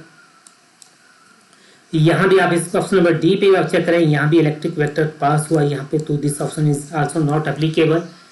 अब ऑप्शन नंबर सी आपके पास रहता है, और सी में अब एक चीज और देख रहे हैं कि यहाँ पे मैं उस कंसेप्ट को भी अगेन उस पॉइंट्स को भी दोबारा आपको रिकैप करवाना चाह रहा हूँ कि जो जिस पॉइंट पे जो इलेक्ट्रिक वेक्टर एक्ट करते हैं या जहां से निकलते हैं दो दे रेडली आउटवर्ड। मान लीजिए यहाँ से इस सरफेस पे जब बाहर की तरफ निकलते हैं एक्चुअली पॉजिटिव चार्ज से, तो उनकी डायरेक्शन कहाँ होती है? इस तरह से, नॉर्मल टू द सरफेस। इस पॉइंट्स को भी ध्यान रख दीजिए, जहां से दे रेडली आउटवर्ड, जहां पे टर्मिनेट होते हैं वो रेडली इनवर्ड। यहाँ से यहाँ की जो डायरेक्शन होती है 90 डिग्री मीन्स सरफेस के साथ ये टर्मिनेट जो पॉइंट होता है टर्मिनेशन पॉइंट पे 90 डिग्री का एंगल वो बनाते हैं। क्लियर? तो होपफुली ये कॉन्सेप्ट भी आपको क्लियर हुआ होगा। और सिमिलर क्वेश्चन, कौन सा पिक्टोरियल कौन सा स्केच जो है सही है? आप ABCD जब इन डिफरेंट स्केच को आप देखेंगे, अब देखेंगे कि इलेक्ट्रिक लाइंस हैं, बहुत सारी इलेक्ट्रिक लाइंस हैं। आपके पास क्वेश्चन दिया गया है 3 चार्जेस देयर, एक इक्विलेटरल ट्राइंगल है, उस इक्विलेटरल ट्राइंगल के 1 2 तीनों वर्टेक्स पे सेम चार्जेस प्लेस्ड। अब सेम चार्जेस के साथ जब प्लेस कर दिए गए हैं तो इलेक्ट्रिक लाइंस का फ्लो वहां पे हो जाता है। जो इलेक्ट्रिक लाइंस ऑफ फ्लो कैसे फ्लो करेंगी, उनकी ज्योमेट्री, उनकी सिमेट्री होगी, किस तरह से होगी। बहुत इंपॉर्टेंट कंसेप्ट। मैंने कहा कि आपने 4 दिन स्टूडेंट्स ने चार्ट प्रिपेयर किया, वो चार्ट को अपने पास रख दीजिए, ओपन दैट चार्ट, और उस चार्ट को चॉक आउट कीजिए। उस चार्ट में देखिएगा, आपने जब चार्जेस की बात की, जब पॉइंट चार्ज है, एक दो कंसेप्ट दोबारा मैं यहाँ पे क्लियर करने जा रहा हूँ कि पॉइंट चार्ज से जो इलेक्ट्रिक वेक्टर, जो मान लीजिए पॉइंट चार्ज, जो इलेक्ट्रिक फील्ड वेक्टर कहाँ रखते हैं? इन आउटवर्ड डायरेक्शन में, बट रेडियली, ओके, बाहर की तरफ। और जैसे जैसे हम डिस्टेंस से दूर जाते हैं, क्योंकि इनवर्स लॉ को पॉइंट चार्ज किसी भी पॉइंट्स पे, मान लीजिए यहाँ पे इलेक्ट्रिक फील्ड निकालनी है दिस पॉइंट, तो यहाँ पे जो क्या होती है इलेक्ट्रिक फील्ड स्ट्रेंथ क्या होती है? 1/r², right. तो इस तरह से जैसे जैसे हम अवे फ्रॉम पॉइंट चार्ज से दूर जाते हैं तो electric field weaken and weaken, but never ended. ये कभी भी जीरो नहीं होती है। इस पॉइंट को दोबारा नोट कर लीजिए, electric field originate from the point charge never end. अब एंड कहाँ होती हैं? When r approach to infinity, तो electric field become zero when r become infinity. जब इलेक्ट्रिक लाइन ऑफ फोर्सेस आ रही हैं, कहाँ से? कहीं से भी, टर्मिनेट कहाँ हो रही है? नेगेटिव चार्ज पे। अब क्वेश्चन ये है कि आ कहाँ से रही है? तो that is the main concept that appear to be come from the infinity. वो कहाँ से आ रही है? इन्फिनिटी से आ रही है और परपेंडिकुलर टर्मिनेट हो रही है नेगेटिव चार्ज पे। ओके, तो बहुत सारी कॉन्सेप्ट्स हैं। और उस केस में आपने कहा, एक कॉन्सेप्ट और क्लियर किया था कि पॉजिटिव से चलती हैं और नेगेटिव पे टर्मिनेट होती हैं। इफ देयर आर 2 चार्जेस, मान लीजिए पॉजिटिव और नेगेटिव चार्ज है, तो कहाँ से चलती है? पॉजिटिव से चलती हैं और टर्मिनेट कहाँ पे होती हैं? नेगेटिव पे, but they never form the loop. ऐसा नहीं है कि यहाँ से और यहाँ पे फिर आती हैं, they never form the loop. This one is not correct. ये कभी भी लूप फॉर्म नहीं करती हैं। या जैसे मैंने अभी जो डिस्कस किया है, आपके पास पॉइंट चार्ज है कि ऐसा नहीं कि पॉजिटिव चार्ज से निकली और यहीं पे टर्मिनेट हो गई। This is also not applicable. ये पॉइंट्स हैं इलेक्ट्रिक लाइंस ऑफ फोर्सेस के। तो पॉइंट्स को मद्देनजर रखते हुए आप इन स्केच को देखिए, तो sketch number A is not appropriate, क्योंकि यहाँ पे क्लोज लूप फॉर्म हुआ है। स्केच नंबर B, यहाँ भी क्लोज लूप फॉर्म हुआ है इन द सेंटर, तो this is also not the right option. Option number C, अब C में देखिएगा डिफरेंट चार्जेस ABC चार्जेस हैं और यही भी कोई क्लोज लूप नहीं है, तो क्लोज लूप का केस तो यहाँ तो नहीं है, राइट। अब देखते हैं इसको ऐसे ही चेक कर लीजिए। And then option number D पे आप चेक कीजिएगा, यहाँ भी तीनों चार्ज क्या करें? एक लूप फॉर्म कर रहे हैं। तो जो सही ऑप्शन होगा वो ऑप्शन नंबर C। ओके, तो डियर स्टूडेंट्स, अभी जितने भी मैंने 3 कॉन्सेप्ट से आज बात कही, कॉन्सेप्ट इलेक्ट्रिक फ्लक्स को, फिर then charge place in the open surface, and then electric field vectors को लेके बात हुई, इलेक्ट्रिक लाइन ऑफ फोर्सेस की लेके बात हुई। तो डिफरेंट कॉन्सेप्ट्स आज मैंने आपको डिलीवर किए और होपफुली जो आज का लेक्चर बहुत इंटरेस्टिंग रहा होगा उन स्टूडेंट्स के लिए who would like to become a future doctor या फ्यूचर इंजीनियर। क्लियर? तो उन स्टूडेंट्स के लिए तो इसके बाद जो मेरा नेक्स्ट लेक्चर रहेगा वो पार्ट सी रहेगा गॉस लेक्चर सीरीज का, क्योंकि यू नो दैट आज का जो लेक्चर है पार्ट नंबर बी है गॉस पे, और गॉस पे एक लेक्चर और आने वाला है आपको, that's the part number C. Very interesting, बहुत सारे स्टूडेंट्स जो बहुत एक्साइटेड हैं तो उस लेक्चर्स को भी अटेम्प्ट करने के लिए शायद उनके बहुत सारे कॉन्सेप्ट उसमें भी क्लियर होने वाले हैं। अब जो मेरा पार्ट नंबर सी रहेगा उसका कॉन्सेप्चुअल प्रॉब्लम थोड़ा सा हाई लेवल, उसका थिंकिंग लेवल थोड़ा सा हाई हो जाएगा।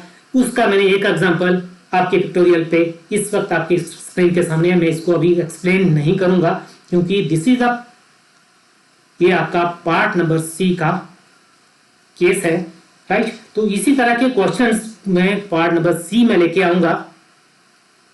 तो डियर स्टूडेंट्स, होपफुली आज का जो कॉन्सेप्ट है, जो मैंने जितनी एनर्जी से आपको डिलीवर किया और उतनी एनर्जी से अगर आपने उसको क्या कर लिया, ऑब्जर्व कर लिया, अंडरस्टैंड कर लिया, टेक ऑफ कर लिया, टेक इन कर लिया, तो I hope you will definitely attempt the questions regarding the problems or concepts which are discussed on today's lecture. And at last, thank you dear students for watching, for giving your time. जिन students ने अभी भी मेरा channel subscribe नहीं किया है तो कृपया आप मेरे चैनल को सब्सक्राइब कीजिए, लाइक कीजिए और जितना हो सके इस लेक्चर्स को अमंग द स्टूडेंट्स डिलीवर कीजिए, वॉइस शेयरिंग, चाहे आप सोशल मीडिया से शेयर करें या किसी अदर मीडियम से। ओके, तो hope today I am going to stop now. Thank you all.